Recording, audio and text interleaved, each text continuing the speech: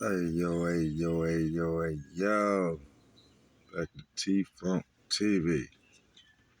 I got me some more wok, y'all. Mixed in my cup. Grab you something to drink. Some of this good gas. And let's talk. Alright, y'all. This is the story about this dude named Ruddy.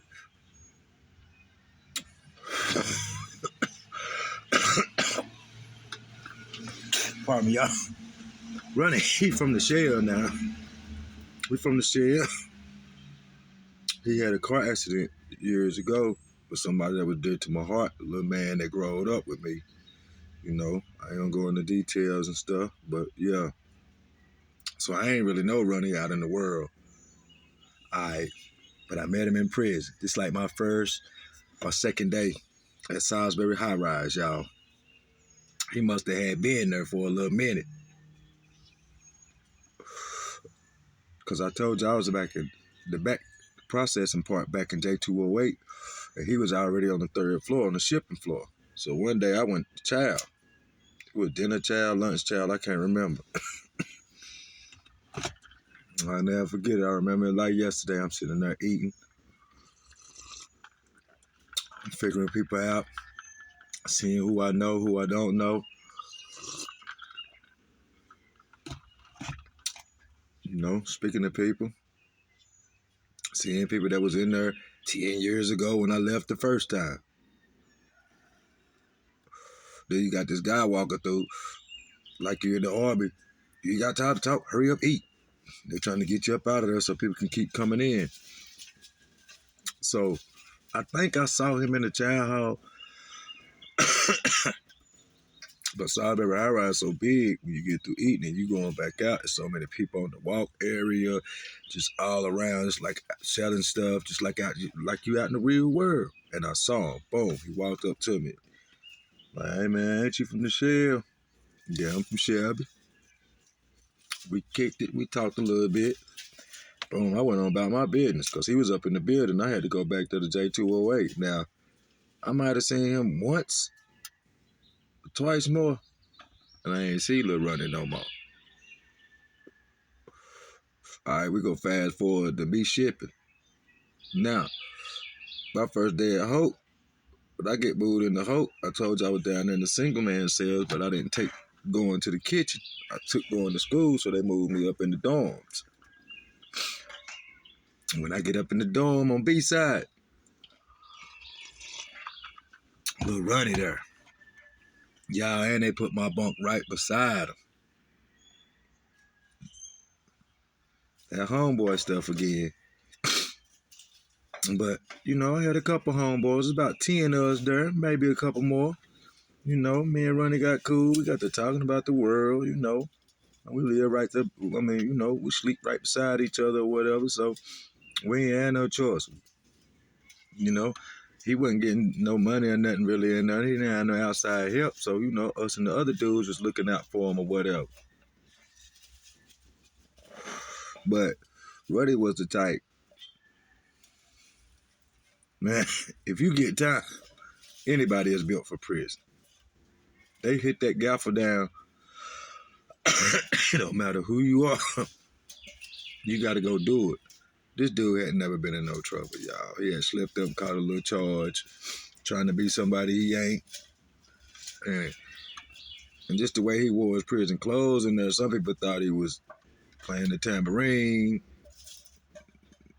He ain't had no gangster look to him or nothing, you know. Niggas was thinking he was a nerd. They could tell he was green, didn't know how to do time and stuff, so, you know, he got talked about. And, you know, niggas, you know, tried him here and there, but not that bad. He kind of walked all right for people as much as people talked about him and said little slick stuff to him. His personality, acting like he didn't care, you kept him good, though. I mean, he tried to walk around and fit in. Like, you know, and it lasted for a long time. Like, nobody really just No physical harm to him or none of that. People talk about him, how tight his pants be, and different little stuff they used to say, little stuff about him or whatever, and you know, but you know, it is what it is. We ain't try to shy away from him. Hey, we said little stuff about him. We told him about himself to his, because he had little knocks to him like, you don't got no money in your account. And we looking out for you. We looking out for your well-being after that third meal and ain't no food left at night. Just because we go to the store during the day and throw our head back, that's what we call it when we get a drink in there. Throw your head back. That's what somebody asks you, man, throw my head back. That mean they want a soda. Just because we throw our head back, buy ice cream cone and stuff, freezy pop during the day, you can't get that. And sometimes this dude ask for that and be like, man, you ain't got to get me nothing tonight. He'd rather take something sweet, and worry about his stomach at night. He just was a backwards type of dude. And then be that night, be still looking for a suit. But I ain't play like that, bro. You get one thing from me, that's it. I ain't your daddy or your mama in here. But I do got a good heart. And I don't want to see you not eat. But candy and all them other zooms and wham whams, that's a luxury. That's a delicacy. You get a soup chip and that's it. And a nab, that's the basic thing for me to give. But yeah, back to the story. So yeah, he would do little weird stuff. So we would tell him about himself and say little stuff, you know. So yeah, I never forget it. When I came, he was already in school. So they like, oh bro, you signing up in school? We signed up in school every one day. So if you check my other thing, I didn't go to school till like the second week. One whole week I was sick in there. I was 3.5 hours away from home, six hours there and back. So the next week I went to school. Me and him, we go to school. Boom. We in school probably about a good month. We got this teacher. He probably about 6'5", 6'6", maybe 6'7". He played basketball for Bowie State. Was in his mid-40s. Pretty cool dude, pretty fair dude. All right, man. You know, probably be about 15, maybe 20 in the class. He let us listen to the radio while we do our work through the week or whatever. On the weekend, on Friday, let us put it on Power 98. Through the week, we listen to Steve Harvey. But it was cool, though. Used to bring movies for us or whatever. And, every now and then you had dudes have words in there because, you putting a lot of male testosterone around each other and stuff. So every now and then you had dudes, that had some words or whatever. Y'all, cause I had some words with somebody. Tell y'all about that story coming up. So I don't know what running and this dude got into it though. All right, first of all, Ronnie slept right here. I slept right here, and the dude slept on the other side of me. I think he had done about 7 years, 9 years. I ain't care for him too much. He got his little upper body kind of big. He was trying to walk around like he big. He probably about 6 feet, probably about 5'11", light-skinned dude, wear glasses. You could tell, and he done probably got his ass popped a couple times and got a little bit of size trying to keep people out for him. But I don't think he was tough like that. He used to get on my nerves. He used to go off for size. He used to try to pick and choose who he used to go off for size and shit. But I used to still let him know straight up, I'm not the one. You know what I'm saying? Because he used to come to me and say little stuff, but man, I let him know I'm not the one. I'm not the one, and I nipped it in the bud. I ain't never had no too much problems with him, but I ain't care for him too much. But so here we run it. They had some words. So, boom. he started getting loud. They're like, what's up there? Boom, they're going back and forth. Ronnie saying stuff back to him. So all of a sudden, the teacher was like, I don't do no breaking up fights. Y'all go ahead. Swing. A man stand up. Okay, first they talking junk. Ronnie sitting down. So my man stand up beside Ronnie. But he don't swing or nothing. He just standing up beside him, saying stuff. And class quiet. Everybody just looking. Teacher like, I don't do no breaking up fights. All I would do is call the guards. I don't do no breaking up fights. Just that and the third. So I guess it was kind of close for us to get out anyway. But he ain't let us out yet. He told them to go on back. But y'all, this the thing. Well, how I know dude be picking and choosing. All them other dudes is kind of big, bigger than him, or big, because he wasn't that big. He probably about 175. Just had got a little chest. Arms wasn't even really that big. He about 180, maybe 190, if that. But looked like a nerd with the glasses on. But, you know, so he get up respect. But just certain people. And I think he messed with them boys, because I used to see him saying little sly stuff to them punks. Yeah. But anyway, you know, so we way down there past the chow hall on a way whole another side of the building. Man, it take about 3, 4, 5 minutes walking to get back to our dorm or whatever. Bro, he kicked both of them out at the same time. They had to walk all the way back up there together. He ain't do nothing. Why they didn't go in to sneak off in one of the bathrooms and fight, or a little blind side or something and get it in right fast. So when he kicked them out, if I ain't mistaken, he just told us to go back. Probably about 3 minutes later, he frustrated. He just sent us all back. So when I get in the dorm, Ronnie laying on his bunk. And like I told you in North Carolina, we call people to the red door to fight. This the exact thing I seen as soon as I walk in. Come on, motherfucker. Come on. Come on. Come on back here. Talk that junk you was talking in class. Come on back here. This is what he telling Ronnie.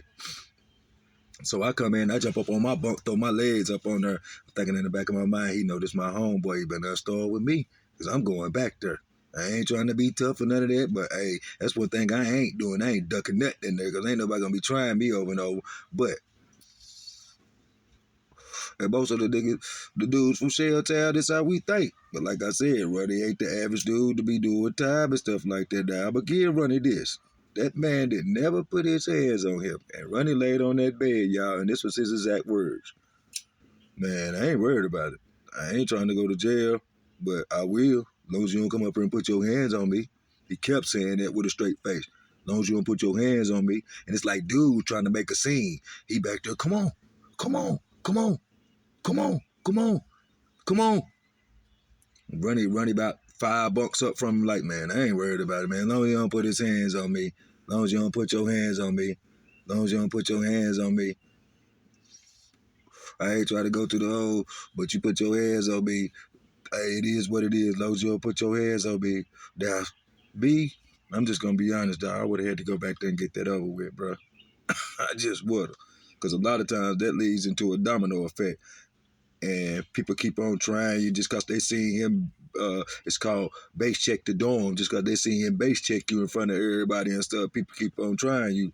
But I guess just by him saying what he said and people seeing his straight face and dude never did put his hands on him, people knew that he ain't gonna start nothing, Ronnie wasn't, but you gonna have to try. I guess you got to fight him if you put your hands on him, because he said it loud back. He let him know, as long as you don't put your hands on me, you know, because dude could have run up there, hit him, pulled him off the bunk, anything without the guard seeing him, really pulled that man back there. Man, if he really wanted that man, he could have been fought that man. From school to, you know, from school to when we got back in the dorm, y'all, because like I said, I told you, you walk up the walkway. When you first walk in the dorm, it's a small area. Then it branch out and get a little wider. Then boom, it's a little guard area when you first walk in. He's sitting right there at the desk. A side right here. B side. C and D in the back. And it's probably a nice size big building. You know, it hold 90 men, 90 something men, and each critical, each pod or whatever. You know, it's bunk beds. You got a real mattress up there, like a mattress like at home with springs on it. You know what I'm saying? Like I said, you describe it when you first walk in. You know, you got a little day room over in the corner with a TV in there, and you got, you walk on back. You got to the left, the bathroom. Then the next thing ain't nothing but a space to walk down the middle. Red door in the middle, the emergency door, and nothing but bunks. Bunks all the way down this side, all the way down that side. But man, it goes down to there, man. Any kind of time you put male or even female, man, around each other like that. All them people with different times. Some people got life sins, different personalities, man. But you got a lot of people that be woofing though, man. Not saying that they ain't gonna fight, but man, they like to pick and choose off of size and stuff, and then get their ass popped.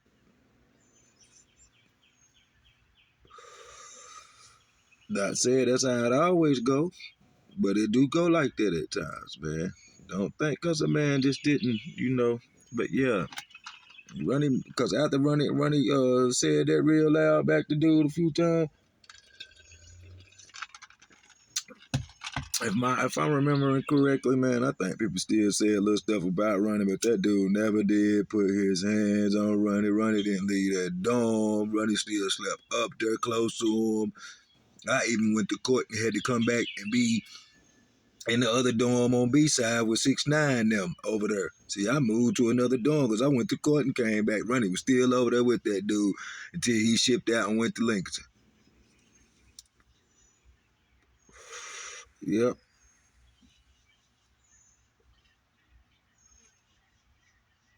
So yeah, y'all. I went to Lincoln. I went to Lincoln. Went to Albemarle. Went to a few prisons. I'm at Hope right now though. Still at Hope. Ruddy shipped out, and I ended up seeing him when I came to Lincoln. And that's where he got out from, right there. But I don't think Ronnie never had to fight. If he did, I don't know. He might have did some. I don't know. But he ain't go out like how I would have went out. But he ain't go out like no sucker nigga. Cause that man voiced his opinion. And, every day you ain't no gangster. Every gangster ain't a gangster every day. Nobody. He might just didn't feel like fighting that day. I said it just be like that sometimes. It could have been like that for me. Anybody, man. It just be that day. But that man told him, as long as you don't put your hands on me, we good. And I feel him. He ain't want to go to the hole. That probably was the reason why he ain't jumping off. But back there at that red door, people was gonna watch out. He wasn't gonna get caught. I mean, there's just a lot of stuff that's involved into this, man. But he didn't let that man put his hands on him. I put that. Like and subscribe. If you want to donate, $ T-Phone6. Help my channel. Holla at your boy. Chill.